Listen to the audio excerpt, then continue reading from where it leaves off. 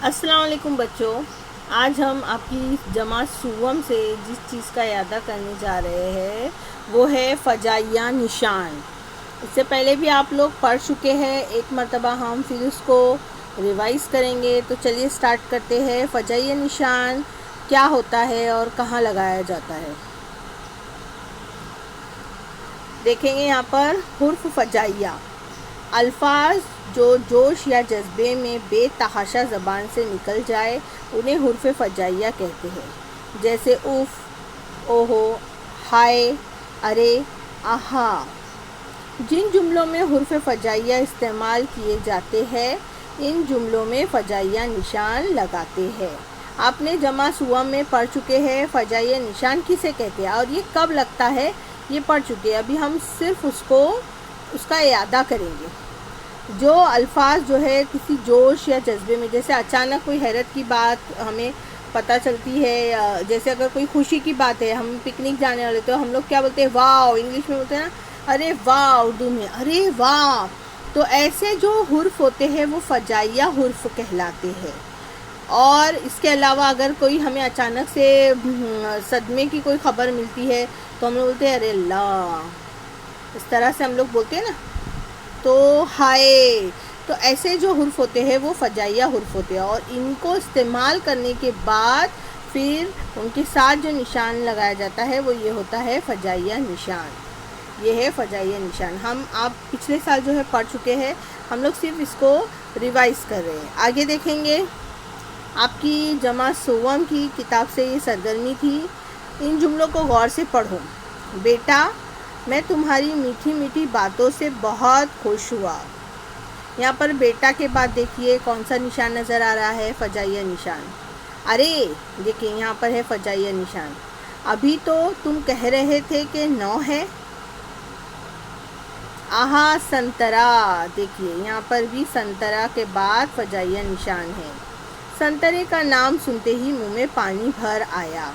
इन जुमलों में बेटा, अरे, आहा, संतरा के बाद निशान, देखिए ये फ़जाइया निशान लगाया गया है। इस निशान को फ़जाइया निशान कहते हैं।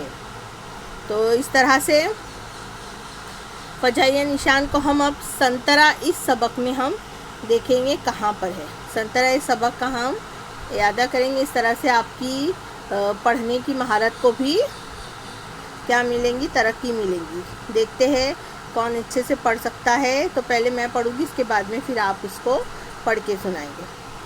संतरा, आहा संतरा, देखिए यहाँ पर पहले ही जुमले में आ गया है फ़जाइया निशान। संतरे का नाम सुनते ही मुंह में पानी भर आता है। गर्मी के दिनों में इसका रस पीने से राहत मिलती है। कोई संतरा खाने बैठे तो खाता ही चला जाए। पकने के बाद ये बड़ा खुशरंग दिखाई देता है। संतरे का छिलका नर्म और छीलने में आसान होता है। इसमें 8-10 काशें होती है। संतरे के छिलकों में भी रस होता है लेकिन वो बहुत कड़वा होता है। हमारे मुल्क में संतरा हर जगह पसंद किया जाता है। इसकी सबसे बड़ी मंडी नागपुर में है। नागपुर संतरे का शहर कहलाता है। यहाँ से दुनिया के मुख्तलिफ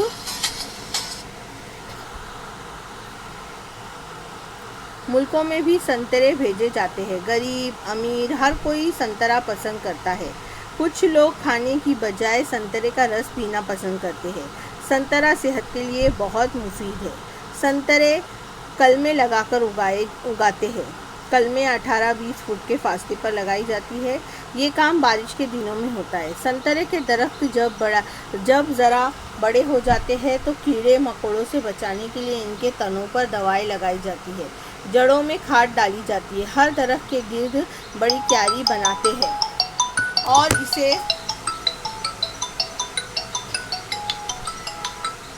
महीने में 2-3 बार पानी से भर दिया जाता है। 4 साल में दरख्त पर फूल फल लगने शुरू हो जाते हैं। पहली 2-3 फसलों के फल तोड़कर फेंक दिए जाते हैं ताकि दरख्त खूब मजबूत हो जाए और इनमें अच्छे संतरे आने लगे। 5-6 साल में दरख्त खूब घने हो जाते हैं। इन पर जब बहुत संतरे लगते हैं तो इनके बोझ से डालियाँ झुक जाती है। कभी कभी वो टूट भी जाती है। इसलिए बागबान डालियों को बांस का सहारा देते हैं। संतरे की फसल साल में 2 बार फरवरी, मार्च और सितंबर, अक्टूबर में आती है। हर दरख्त 25-30 साल तक फल देता है। संतरे के दरख्तों को मुनासिब पानी न मिले तो फल बहुत कम लगते हैं, बल्कि कई बार तो बाग के सारे दरख्त सूख जाते हैं। उस नुकसान से बचने के लिए नहरें और कुएं खुदवा कर हुकूमत आबपाशी का इंतज़ाम कर रही है। अब नई नई खाद और दवाएं भी इस्तेमाल होने लगी, इसलिए संतरे के बाग साल भर हरे भरे दिखाई देते हैं।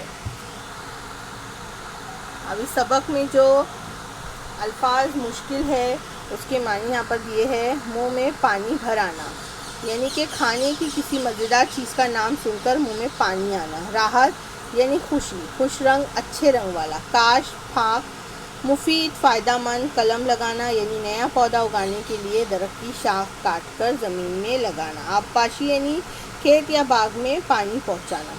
ये सबक तो हमने पढ़ लिए, लेकिन इस सबक में सिर्फ एक ही ऐसा जुमला आया था जिसमें क्या था, फजाइया निशान का इस्तेमाल किया गया था। वो पहला ही जो है जिससे शुरुआत हुई थी, आहा संतरा।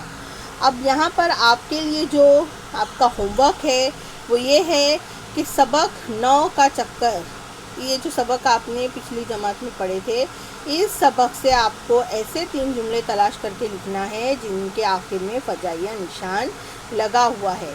तो मैं आपको ये सबक 9 का चक्कर जो है, इस सबक की जो है फ़ोटो भेजूंगी और उसके बाद आप उसको पढ़ेंगे और फिर उसमें से तलाश करके अपनी कॉपी में, उर्दू की कॉपी में लिखकर इसका स्क्रीनशॉट भेजेंगे। उम्मीद है बच्चों आपको फजाइया निशान किसे कहते हैं और कब लगाया जाता है समझ में आया होगा। मिलते हैं फिर नेक्स्ट वीडियो में, जब तक के लिए अल्लाह हाफिज़।